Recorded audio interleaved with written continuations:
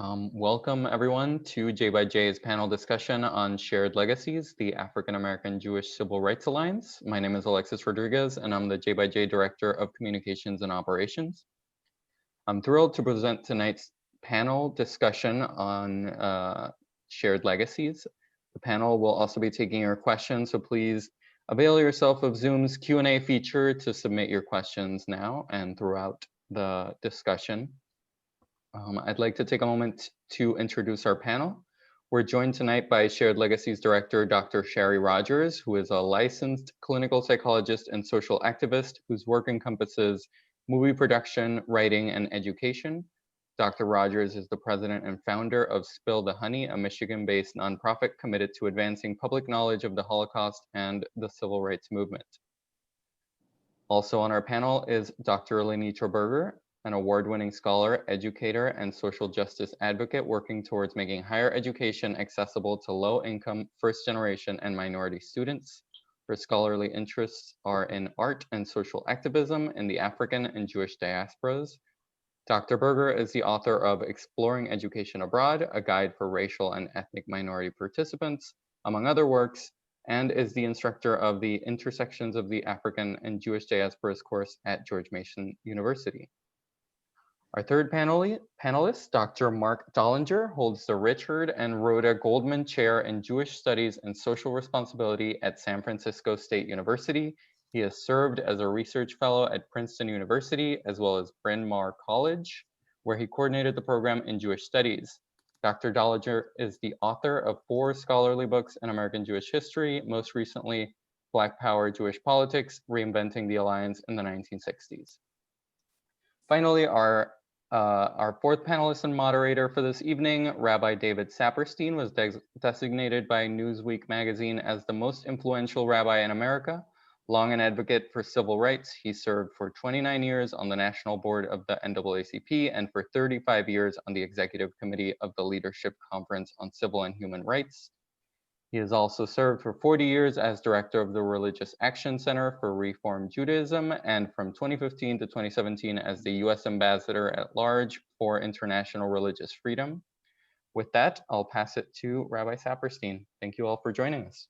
Alex, thank you, and thank the DCJCC for the extraordinary cultural and artistic programs that it continues to do, needed more than ever at this time of COVID. So please express our appreciation to everyone. And Shari, congratulations for this magnificent film you put together. I'm presuming most of the viewers have seen it. This conversation will be accessible to someone even if they haven't viewed it, but it is based around the film and the takeaways from the film that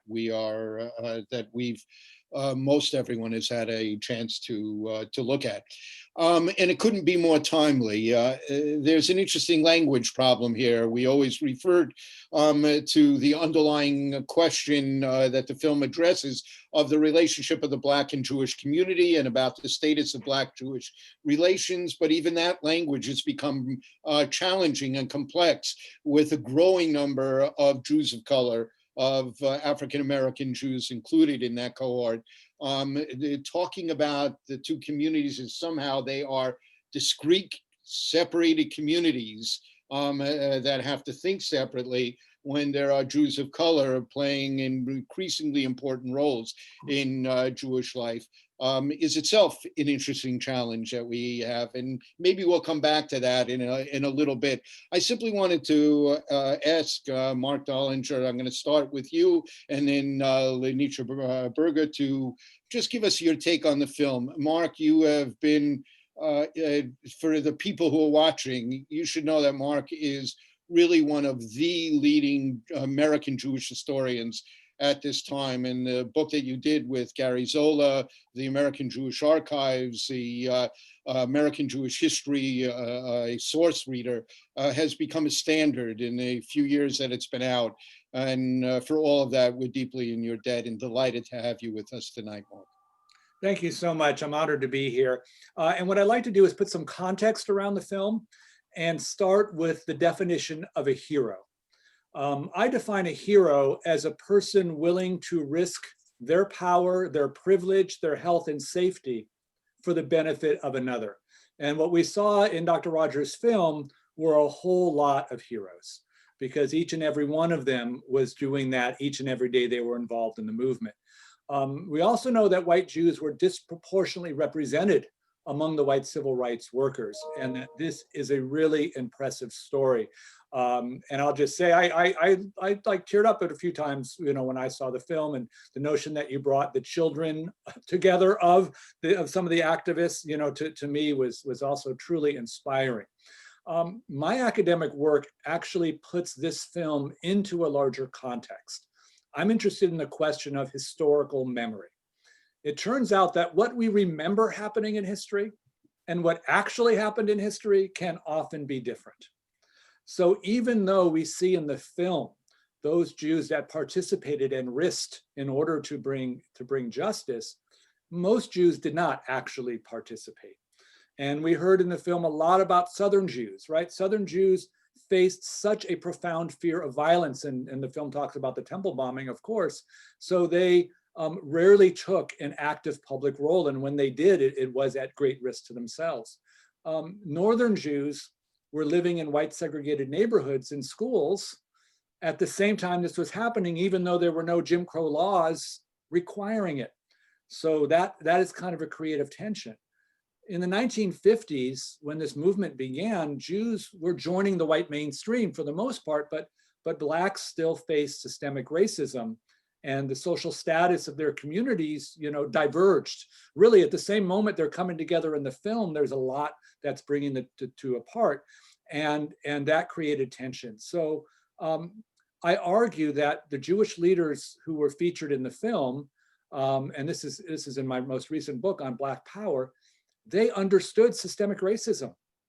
They knew what they were doing, and they knew how tough it was. They predicted that there'd be tensions between these two communities. And when they ultimately split in the mid-1960s, it was actually no surprise to those who were actively working and engaged. But that said, in the years since, our historical memory has sort of flattened those complexities, where we tend to draw sort of a straight line from the heroes we saw in the film to what we have today. Today, with Black Lives Matter, with our reckoning on race, the bravery of those activists, the ways in which which systemic racism operated, right, challenge them, and I would argue now it's challenging white Jews to step up again, right? As tough as it was in this film to see the Civil Rights Movement, the Civil Rights Act of 1964 or the Voting Rights Act of 65 get passed, the idea of dismantling systemic racism today, I think offers all of us, a challenge and an opportunity. And certainly Dr. Rogers, characters she showed in the film, are a great place to start. So thank you. It's great to be here. Thank you, Mark. Here and LaNitra, let's see if everyone's comfortable. Let's use first names in the conversation here. So, LaNitra, your take? Yes, thank you so much for the invitation to be on this panel, and thank you, Mark, for laying out some of the key themes of the film. The film hit me both personally and professionally. There were some aspects of the film that connected directly to my personal experience growing up. Both of my parents were from the American South. My mother was from Bessemer, Alabama. My father was from Greenville, South Carolina. And they grew up in the 50s as Black people in the South. And there's a scene in the film where someone's talking about going to a store and trying on a hat, and the person rips the hat away and says, now you have to pay for it because we can't keep it in the store. And my father spoke to me about how, as a young person, he never was able to try on clothes in a store. And the only place that he was able to try on clothes as a young person was the store that was owned by the Jewish family in Greenville. And that struck me as a really something that I took for granted as somebody growing up in the 70s and 80s that I could do that he could not do. The other thing that struck me as well personally was just, an example that I use in my book that I edited on social justice and international education was the somewhat forgotten story of America's historically Black colleges and universities. and how those institutions gave refuge to German Jewish scholars who were fleeing Nazi persecution in the 1930s. And when other institutions would not allow them to come and would not give them teaching appointments, HBCUs did. And when they arrived, not only did they provide a world-class education to Black students that they never had access to before, but they also were horrified by what they saw in the South. And they encouraged those same students to resist and to protest. And to me, that's the ultimate example of social justice in international education. The way I found out about that example was that my mother went to Tennessee State University, and she studied mathematics at the request of one of those German Jewish professors. And she never forgot that this person recognized that she had the capability to be a math major. And as a young child, she explained to me how important it was for this relationship between the Black and Jewish communities to persist. And so I carried that lessons through into my academic work. And now I study the intersections of art and social activism in the African and Jewish diasporas. So the other thing about the film that was really impressive to me and something that was really important was just looking at all the different artists who Shari included in the film and how they expressed how important this relationship was. And because my academic research focuses on South Africa, there are many parallels between the Black and Jewish communities in South Africa and here in the United States. And one of the things that is common whenever Black and Jewish communities come together is both this push for social change and the artistic genius that comes from this type of shared relationship. And so that to me is fascinating, that wherever you go and you see that relationship, you see these two products of it. So those are just two of the things that I noticed and really stuck with me about the film. There's been some both artistic and academic work done on the Rosenwald schools and its impact on the African-American community in the South. The Rosenwald film that Aviva Kempner did and its several books have dealt with it. Is this area of the German Jewish professors, to your knowledge, ever been looked at in depth by any scholars that people who are interested could take a look at? Or is there a need to do more of it now? So actually the Jewish Museum in New York did an exhibition on this subject about 10 years ago, and it was based on Gabrielle Edgecombe's book that she wrote. So she did a very short but very pithy book where she laid the groundwork for this research. This was in the early 90s, and the book is almost out of print.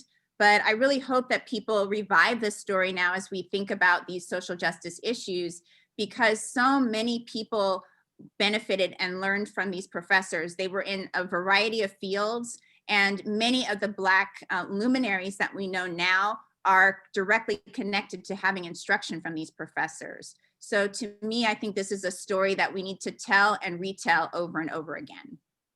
Shari, I noticed you had a vivid manifestation in your film of what Marc Dollinger was talking about. You gave the picture of the extraordinary sermon that Milton Grafman, the Reform rabbi in the community, gave after the bombing at the Birmingham church.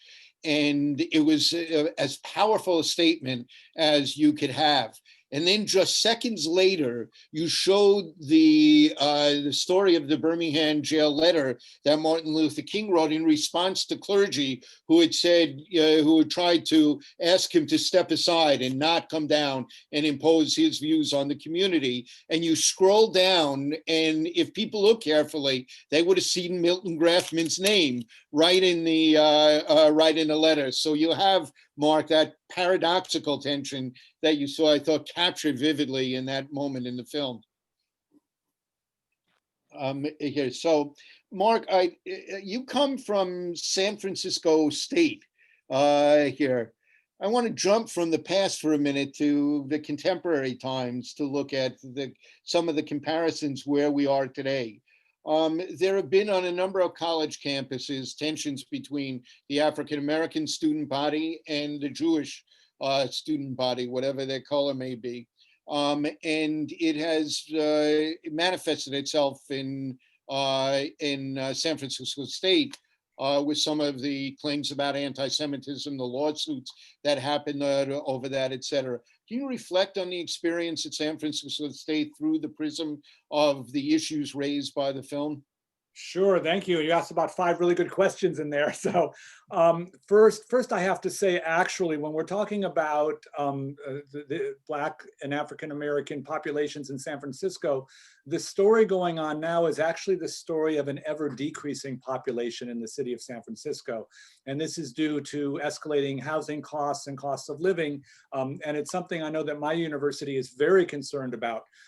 We are a diverse urban public university with about 25,000 students. And our relative population of Black undergraduates is small and unfortunately getting smaller every day. At the same time, my university is known for a lot of anti-Israel activism, a lot of anti-Zionist activism, and on occasion, sadly, anti-Semitism. This current semester we're in now, we've received a lot of attention over the invitation of a 2-time plane hijacker to teach one of our classes, and a BDS resolution that the student government passed. It's intersected for me with Black Lives Matter and this notion of historical memory, because I am encountering many white Jewish audiences who are quite concerned about anti-Israel and anti-Zionist sentiment, and on occasional anti-Semitic sentiment coming from some folks who are supporting Black Lives Matter, as if that defines the movement. And much of my work is trying to sort of deconstruct where these issues are and concerns are. And what I'll say, back to Shari's film, what we have in the film is proximity. And the notion of folks getting to know each other. What's happened in the years since is so much racial segregation in housing, so little interaction between people, that sort of the rumor mill gets started like that old game of telephone, and before you know it, it's already out of control. I'll share that when I do my Zoom classes to synagogues and such, the number one question was Black anti-Semitism. And I encourage everyone to check out Evan Traylor on the internet, because he has a nice statement on why we shouldn't even use the phrase Black anti-Semitism. And the number one question is Black Lives Matter, anti-Semitism. We did so much in the civil rights movement, where's the appreciation? I've actually now incorporated that into each of my talks to try to head off the question before we get there. And I really think that it's a snapshot of what's happened since the 50s and 60s. And I think the opportunity, especially after the tragic murder of George Floyd, is the notion that white Jews are getting proximal as much as they can, or at least with some kind of intention to understand in more sophisticated ways. LaNitra, anything you wanted to add to that? Yes, well, first of all, if I'm not mistaken, Mark, the first Black Studies department started at San Francisco State, is that correct? Yeah, Yeah, so there's definitely a history there, particularly on the West Coast where the Black Panthers were in Oakland. But what I think is also really interesting that Mark said was the issue of the proximity, that because of segregation and when Black and Jewish communities lived in much closer proximity, there was a greater understanding of the shared issues. And so now that people are becoming more segregated, that's dispersing a little bit. But I think that the Black Lives Matter movement is as broad as when we talk about the civil rights movement. That's a huge umbrella of different people, different time periods, different locations and ideas. So, there's a tendency when we see these accusations about anti-Semitism coming out, that to generalize that everybody in the Black Lives Matter movement is anti-Semitic. So, that's something that we as educators, really have to work with students and the community to think about the different levels of nuance that go with that. So we'll come back to the current scene in more depth in a little bit. I want to move the clock back to the period of time covered by the film. Two of the questions that have come in from viewers deal with an area of time that the film deals least with. It is really rich about the beginnings of the civil rights movement through the era of the 60s. But then there's only so much you can do in a certain amount of time with the film here. It makes very brief references to the period from about 1970 to 2000 in this area. The comment of Heather Booth that there were 30 years of general estrangement from of the two communities from each other. And two of the questions asked questions about that. One from Joshua Green saying the film devoted only a small time of attention to the conflict that began after 65. Could the film have devoted more space to this issue without losing the theme of shared legacies? Shari Berman asks, the film was excellent, gave a wonderful timeline. If Martin Luther King hadn't been assassinated in 68, do you think that the relationship that existed would have continued to be strong and not have waned? Here, Mark, you want to jump in with some thoughts on that? And Shari, this one I'd like you also to jump in the conversation on. Mark, you want to start us off? I'd like to thank Joshua and Shari for the questions, because it was a great lead into the thesis for my most recent book. And let us go with the title of the movie, Shared Legacy, right?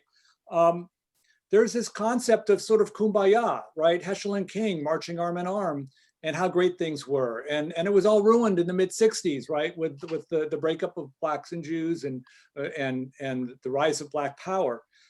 What I discovered in my research was that there continued to be a shared legacy, if I can play on your title, Shari, but it was in a radically new way that we didn't actually appreciate. And it goes back, LaNitra, to your comment on SF State. We have the first College of Ethnic Studies in the country, the only College of Ethnic Studies. We started Black Studies, right, at my university. I'm in the Department of Jewish Studies. Jewish Studies followed Black Studies as a field, as an institution on college campuses.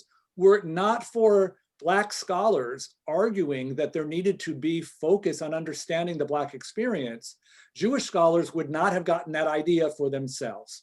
And what I do in my book is I literally trace the creation of Black studies and then follow with Jewish studies. And as it turns out, the rise of Black power, of Black militancy, of Black nationalism, the notion that it's okay, that Black is beautiful, right, as the slogan, nobody should apologize for their identity. This was something that white American Jews were not feeling so much in the 50s when they were brought into white Christian suburbs and sort of did all they could to mix in and become white and Christian.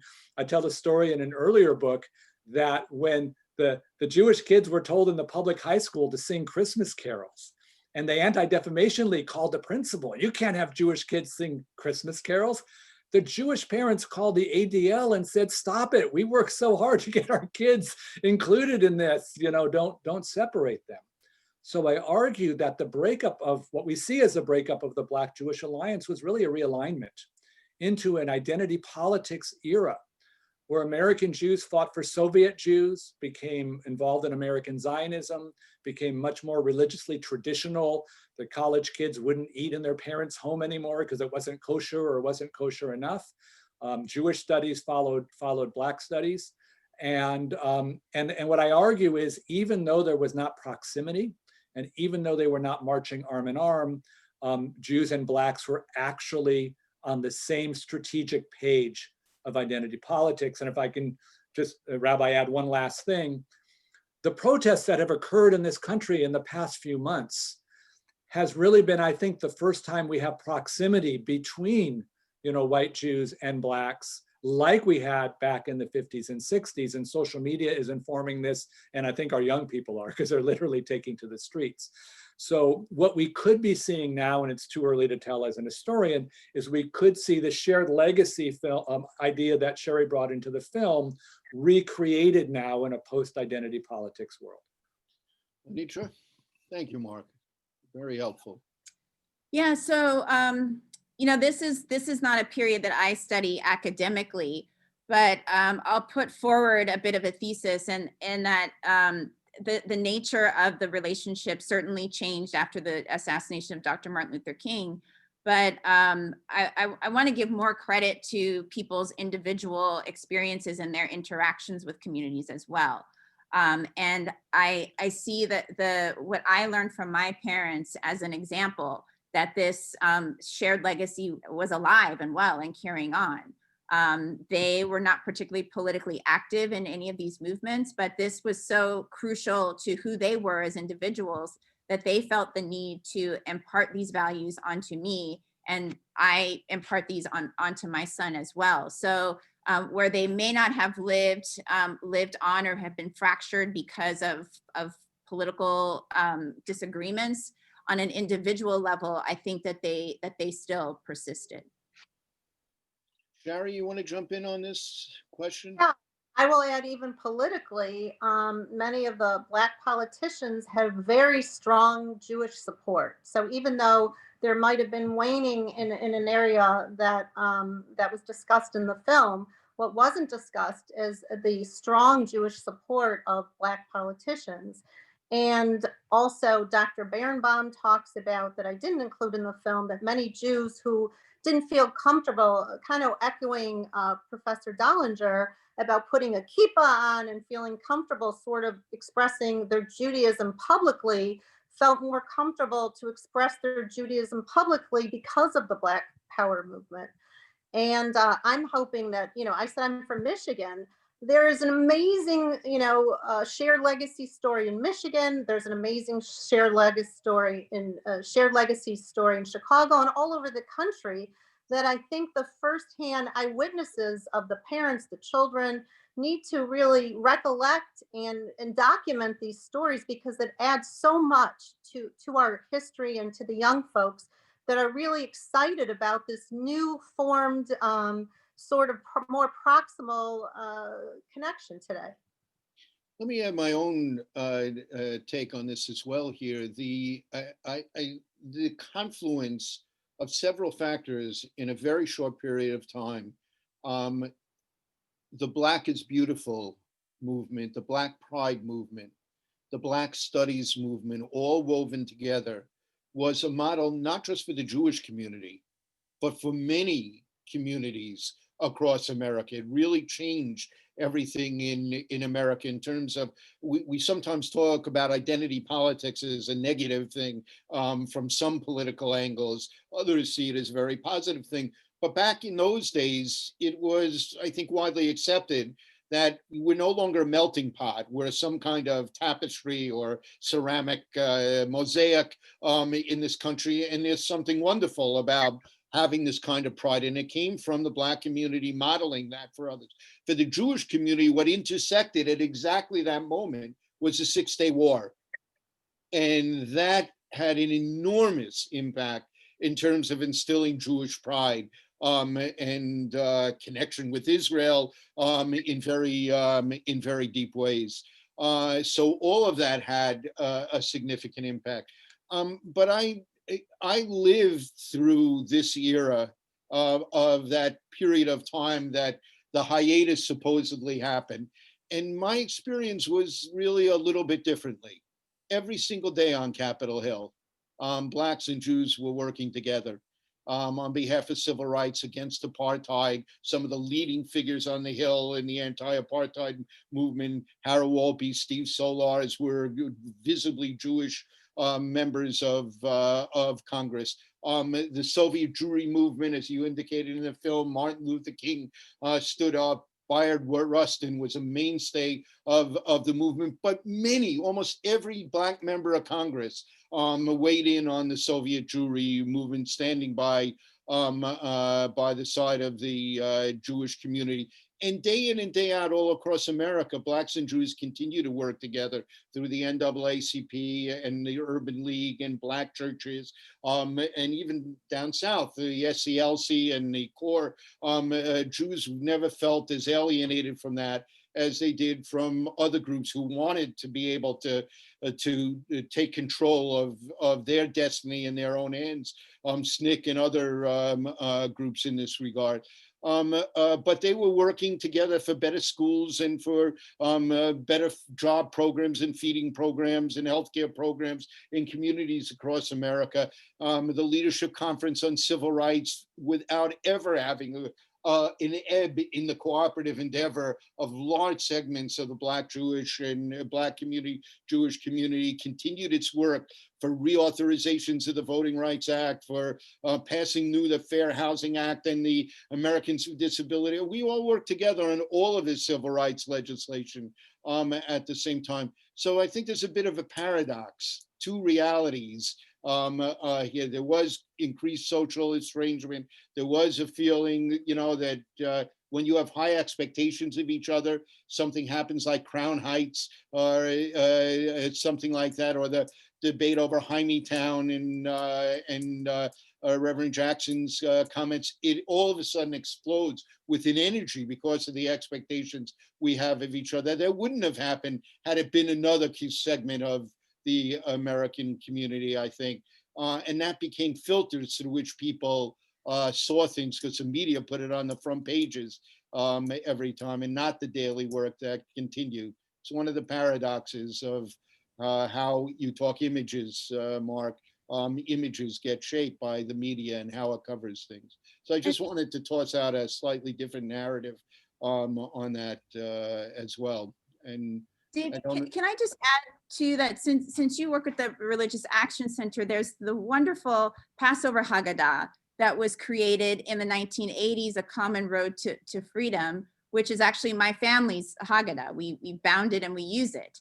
And it captures everything that you said. It has quotes from Steve Biko and Nelson Mandela, quotes from Nathan Sharansky, you know, it still has the original Exodus story in it. And so it's just such a wonderful way for two communities to come together during the Passover season to talk about our shared exodus from slavery that, you know, Shari starts out setting the tone for in the film. So, you know, that particular document to me is also a piece of evidence of how this relationship has flourished and really brought these different elements together for a really, you know, important aspect of Jewish identity. It has been used widely by Black Jewish satyrs from synagogues and churches all across the country ever since, and I have a great deal of pride in it. As a primary editor on it, and we used to hold seders for Black and Jewish members of Congress and their families, their kids, at the Religious Action Center using it. Those were memorable moments for us. So thank you, Mark. Did you want to add anything else before we move on a bit? Yeah, I'd like to jump. Oh, sorry.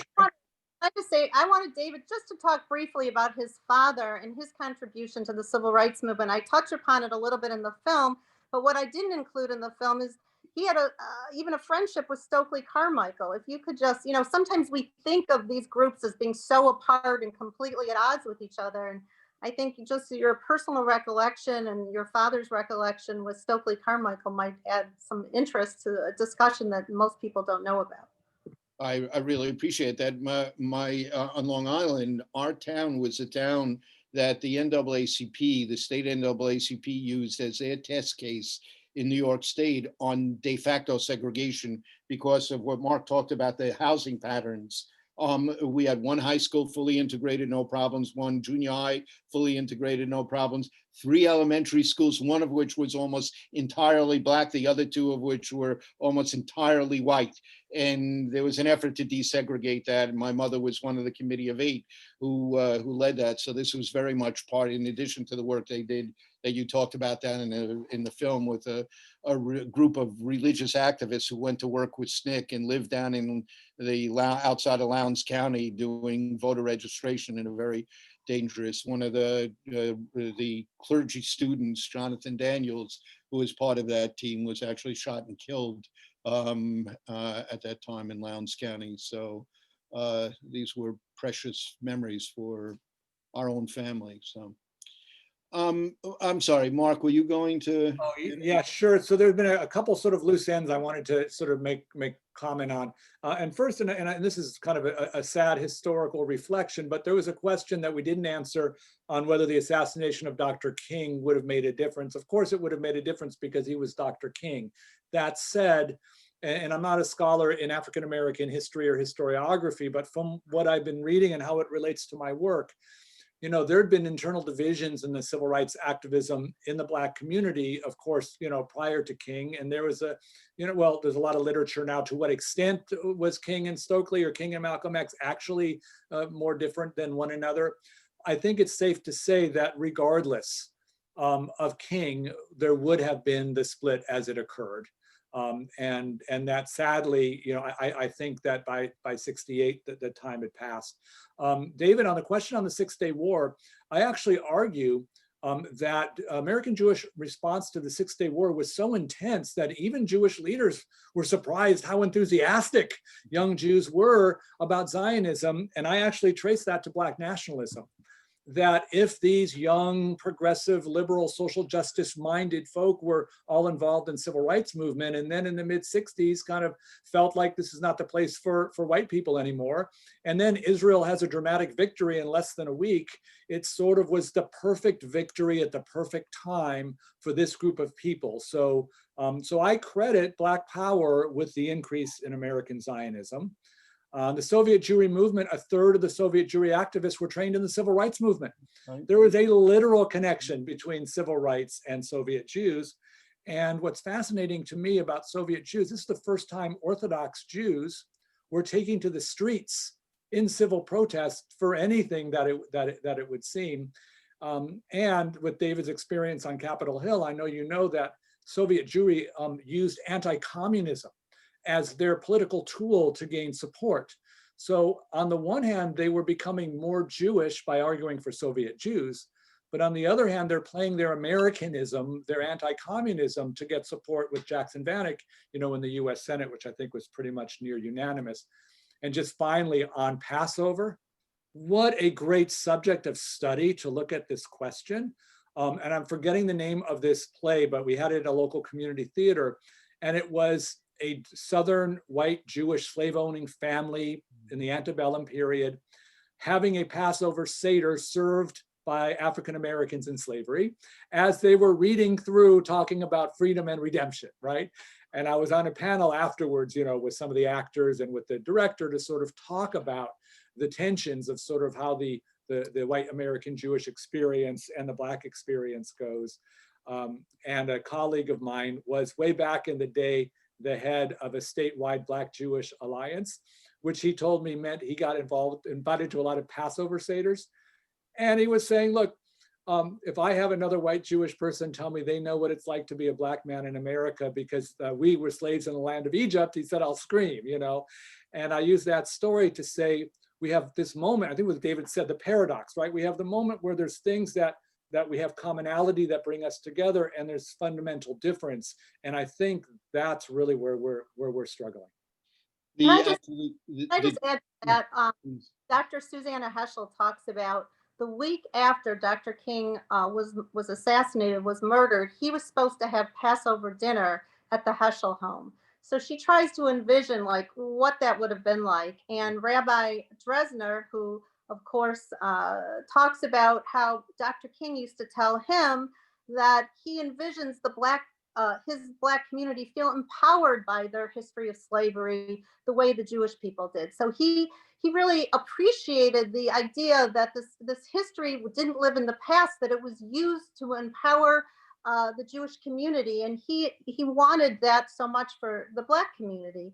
So I think while of course there were Jewish slave owners historically, they weren't as, you know, in terms of there wasn't as much, you know, the point is that that there is so much that we can learn about sharing each other's compassion for each other. And we were different back then. It's not like, even though we lived closer together in the 50s, you know, closer proximately, you know, we weren't exactly alike then either. And there's a lot to be learned about how we can still be different today and still form partnerships about what we need to work on today to move this forward.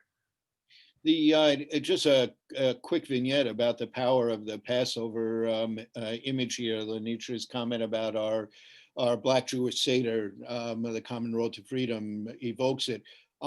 For decades, whenever Jews would meet the Dalai Lama would say, "What's the secret of your survival in diaspora? Because we have no idea how long we will not be able to go back to Tibet. And I need to know how you've been able to survive." And he would ask everyone that. Here, it was part genuine, part a shtick that he would do with Jews. So every Jew who met him hit with the question, tried to come up, it was the Dalai Lama, with the best possible answer that they could come up with. And he would smile nicely and thank them for their answer. We had the privilege at the Religious Action Center to have the Dalai Lama to his first Seder. And we wrote a Haggadah like the one we did in Black-Jewish relations here, and he participated fully in it, listened, and at the end, and his aide said it was the first time they had heard him say this, he said, "Now I understand.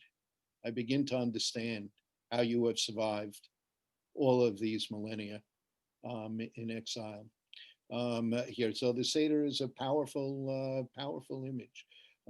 And was powerful, as you depict in the film so beautifully, Shari, to so many in the civil rights movement, the Exodus as a model of the destiny of freedom for people. So thank you for that. A couple of questions from Wendy and from Joshua again raised up the question of Rabbi Heschel and Rabbi Heschel's role in particular. What was the reason that he had the impact that he had? And as you look at it, what does that impact mean to us today? Here, Shari, can I just ask you to just briefly start with a response on that? And well, first of all, blessed memory, Congressman John Lewis. You know, when I was asking him about this history, I had tears in my eyes when he was sitting with Sherry Frank, his soul sister from Atlanta, who rebuilt, if you will, you know, who made sure that this history was nurtured in the early 80s.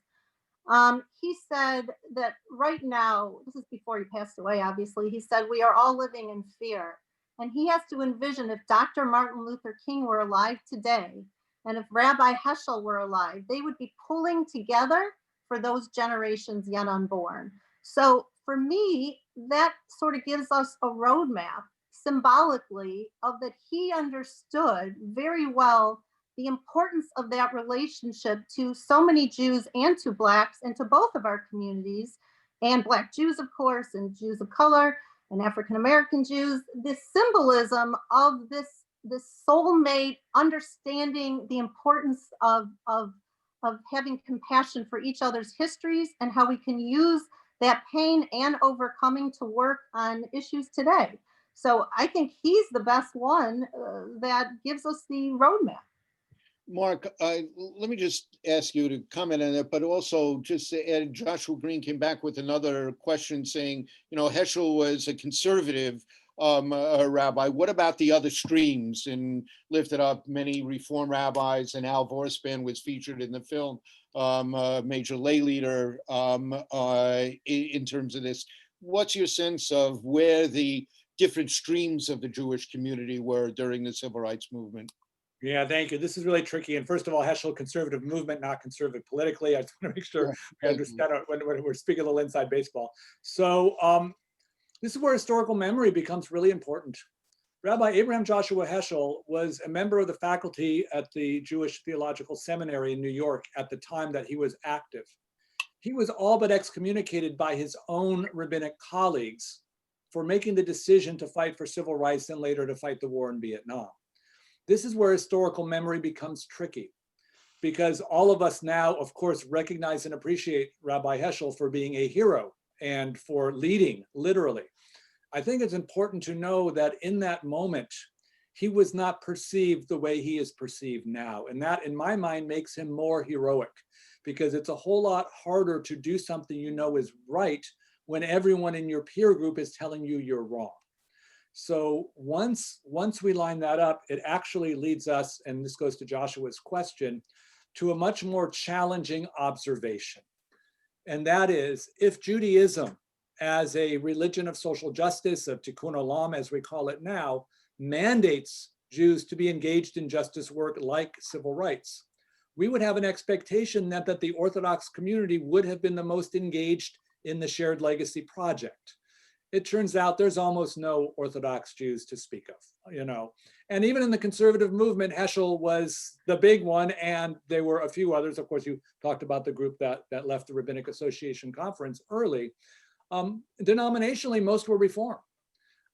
So as we move, and I'll just own, I'm a Reform Jew, so as I offer the critique, I am self-critiquing, and I also know I have Rabbi Saperstein here with me.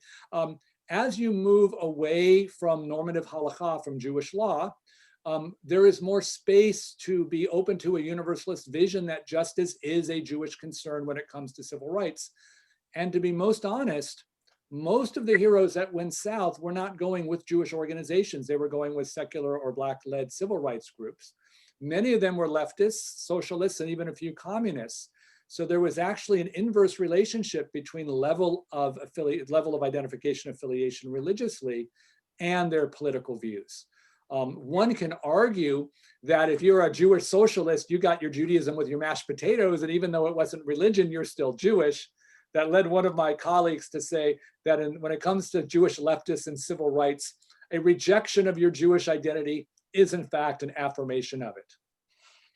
Let me just add for the record, though, that it may be that the Orthodox community was not as involved as the others, but there were leading figures who clearly spoke out on this. We saw Saul Berman in the film, who spoke eloquently about the cause of civil rights, and Emanuel Rackman, who is a legendary figure and Walter Wurzburger, who was the editor of Tradition magazine. All of them spoke out on civil rights issues and involved, but as a movement as a whole, it was not as involved, clearly, you're absolutely right, as the others. But I think those who did stand up, who are prominent leaders of the modern Orthodox community, you know, again, as you said about Heschel, deserves even more credit for being so strong on those I issues. just add to that Rabbi Berman tells me that he very much would study with Rabbi Heschel how social justice was connected to Torah, and that the 1,000 rabbis who were at the Conservative Rabbinical Assembly knew that their relationship was so close that it was on his birthday that they sang "We Shall Overcome" in Hebrew. And many of you're of course right, I'm not a historian, how there were many who didn't agree with him, and they thought you should be giving more attention to the Jewish community of Rabbi Heschel. So many rabbis learned from Rabbi Heschel and followed him that were a part of the conservative movement, put their bodies on the line in Selma, put their bodies on the line in many different areas. And he inspired this connection to Torah and social justice by saying, you know, marching in Selma was as if I was praying with my feet. There was a direct connection to Torah, and Rabbi Saul Berman actually elegantly communicates some contrition, because he said it took the 50th anniversary from the Selma to Montgomery March for him to start teaching his Orthodox students really more about how he was in jail in Selma, and what he witnessed, and how many rabbis were there, and how even he would fight with some of the Jewish rabbis that they wanted the Jewish rabbis from the north to leave because they were endangering their lives, and how the Black community took a vote to have them stay, even though they wanted to lead their own movement. So there's so much information that he told, and there were so many Jews in the jail next to him that weren't there, particularly because they were Jewish. And it was Purim. He was teaching them about Purim and how many of the Jews were there because they wanted to fight the Nazi Germany, and they couldn't fight. I have an amazing story of one of the SNCC members who basically was so upset about, you know, he wanted to get involved with the civil rights movement, not because he was religious or anything, because he was so mad that he was sort of silent and they couldn't fight Nazi Germany. So it's a whole nother. I think it is accurate that it was the faculty who really reacted so strongly to him. And I think Mark was saying that it was the faculty, that not the average conservative rabbi there. I mean, other than Mordecai Kaplan and one or two others, there was a lot of pushback that, and Heschel and Susanna Heschel talks very clearly about some of the pressures that he faced from very prominent members of the faculty at the time that Mark captured in his comment here. I do want to turn to the contemporary issue. Let me start by asking a question of what I raised at the very beginning. There's a growing number of Jews of color, a growing number of African-American Jews. We still think of ourselves very much as a white community here, and yet we feel, even those who are white, that we're not quite white. Here, this paradox about, and this partially has to do with narratives that Mark is talking about here, and images in art that LaNitra has made the focus of her academic work as well. What is the impact of the changing diversity, the growing diversity of the Jewish community mean for this continued shared legacy of the two overlapping communities? Yeah, sure, I can start. The book that I wrote was about a German Jewish South African artist named Irma Stern, but the title talks about the racial paradox in South African modern art. And so there are two racial paradoxes, one of which is how Jewish people in South Africa negotiated their white identity while being not quite white enough to be considered, Afrikaner of English background. And even though they were disproportionately represented in the anti-apartheid movement, the Jewish Board of Deputies had an official policy of non-involvement in the apartheid movement. And so that created a lot of tension for the Jewish community, because they were in this process of having many of them escaped persecution in Europe and trying to avoid more persecution in South Africa, but at the same time seeing these grave injustices committed against Black people in South Africa, and where did they really fit in? So they felt, as you said, like not quite white enough. And that was a real challenge for the community to understand. And now, I see the same things in South Africa, but I see that paradox and that tension is something that we are grappling with now. In my other talks that I've given at other synagogues, people have asked that question. I don't feel privileged because I'm Jewish and I'm subject to persecution as a Jewish person, but at the same time I have white skin. That can have a lot of implications for even within the Jewish community, which we've all discussed is extremely diverse, and that there are people with light skin, but also people with dark skin, Black Jews and other types of Jews. And so, having this conversation internally is as important as having it externally with the Black community. And this summer has really brought that discussion to the fore as we think about how to use privilege, and how your personal values and your religious values drive your commitment to social justice. So I'm really excited about some of the conversations that I've been a part of, because many young people, I'm usually working with college-age students, are for the first time able to even have these difficult conversations and really think about what that means. Oftentimes people feel that they have to choose one or the other, and that both things can't exist at the same time. But in my work on paradoxes, I want to turn paradoxes into paradigm shifts. So how do we take these tensions that we usually just live with and they bother us and they fester and we don't know what to do with them? How do we take that and make it into social change? So I think that this is a really great moment, especially for young people, to be thinking about how their identity has been shaped by their Jewish experience, by their particular geographic experience. At what points do they have privilege, and when don't they? There are many times when we're in a situation where we have more privilege than we think. And to go through that exercise of constantly making those evaluations really gives you a lot more insight into who you are and how you fit into a community. So I think that this is a really important conversation for the Jewish community to be having. And I think that, as we've seen historically, there are lots of things that they can borrow and learn from in the Black community. And there's lots of opportunity for dialogue and discussion about those issues.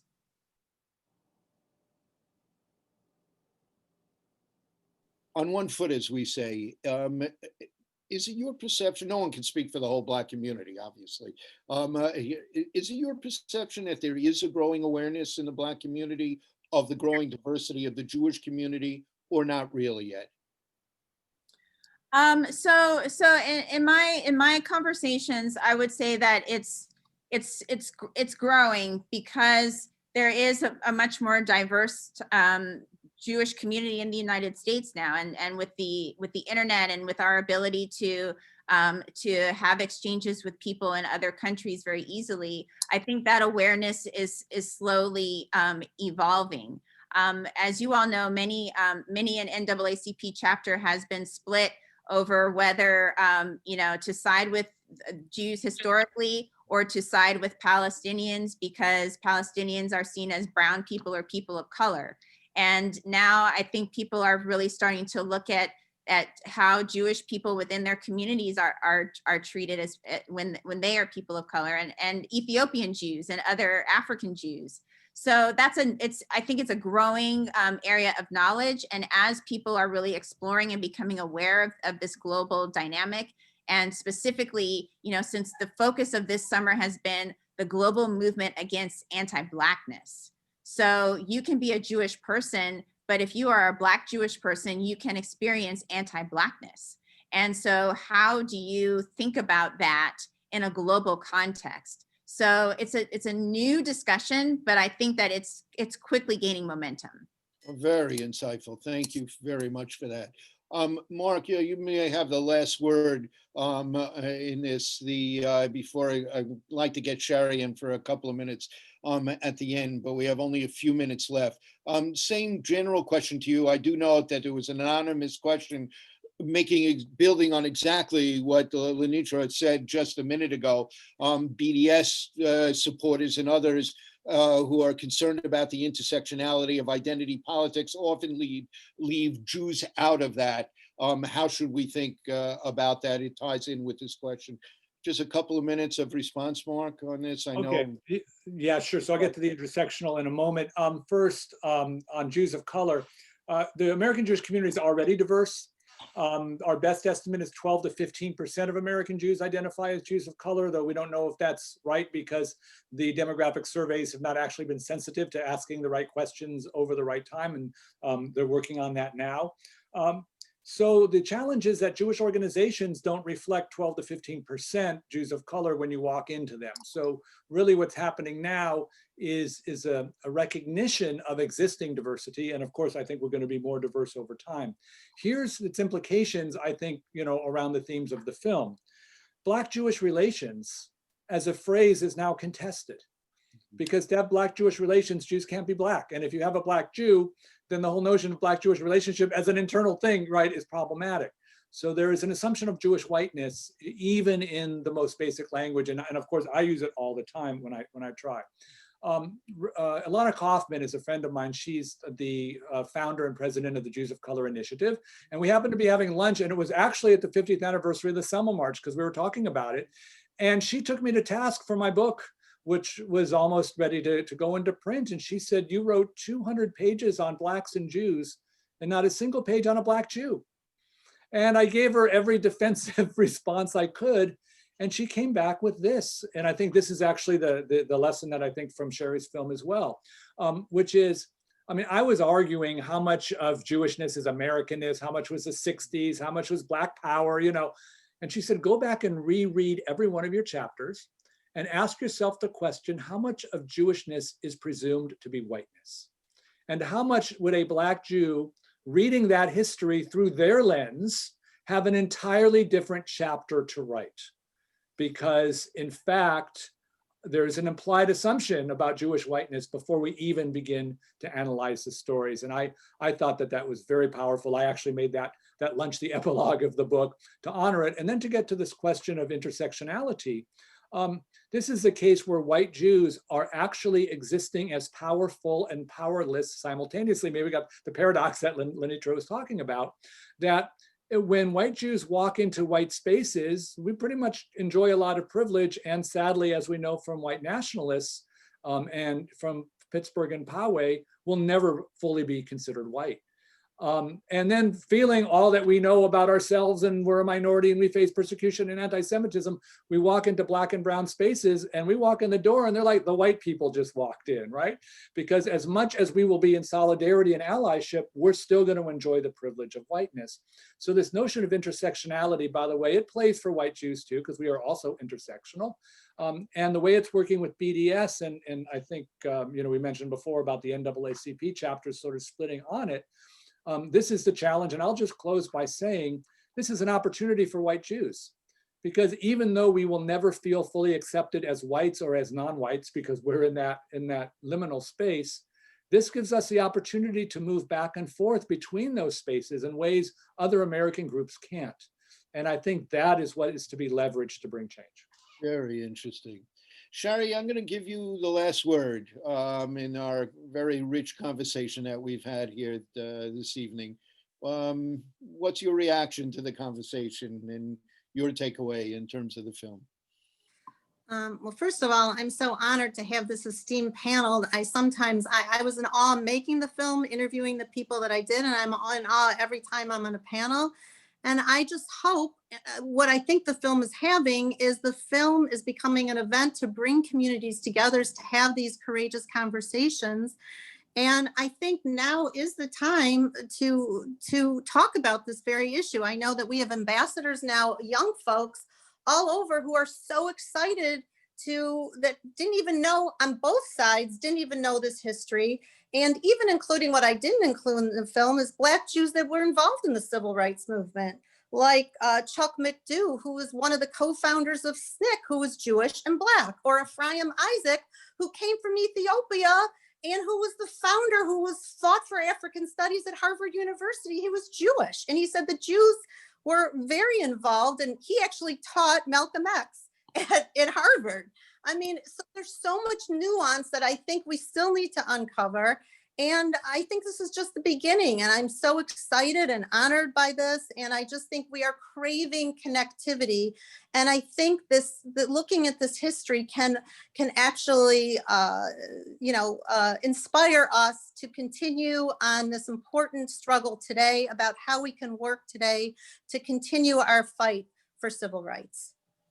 And I was very heartened to see since the George Foster situation that a George Floyd tragedy and the killing there, that how many Jews have rallied around and Jewish entities have rallied around Black Lives Matter, the statement signed by several hundred Black Lives Matter, the reform movements, Black Lives Matter is a Jewish value.